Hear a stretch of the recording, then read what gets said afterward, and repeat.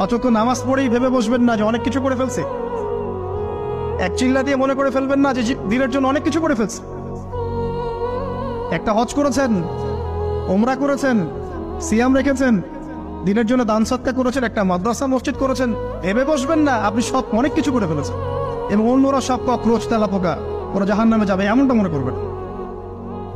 জানি না আমরা যে কার আমলের কতটুকু আল্লাহর কাছে কবুল হচ্ছে। তো এখানে এই ব্যক্তির সমস্যা ছিল সে নিজের আমলটাকে অনেক ভারী মনে করছিল এবং সে স্টেটমেন্ট দিয়ে ফেললো যে তোকে আল্লাহ পাক মাফ করবে না। এই একটা কথা মন থেকে বলার কারণে তার ইহকাল পরকাল দুটা বরবাদ হয়ে গেল, সে জাহান্নামে চলে গেল। ঠিক আরেক ব্যক্তির ঘটনা আছে এমন, এগুলো সবগুলো রেফারেন্স আছে। এক ব্যক্তি প্রচুর ইবাদত করত, আল্লাহ পাক তার ইবাদত করার জন্য পাহাড়ের চূড়ায় একটা সুন্দর ব্যবস্থাও করে দিয়েছিলেন। সেখানে ডালিম গাছ হতো, ঝর্ণা আসতো, খাবারের কোনো অভাব নাই। হাদিসে এসেছে 500 বছর সে ইবাদত করেছে। কত বছর?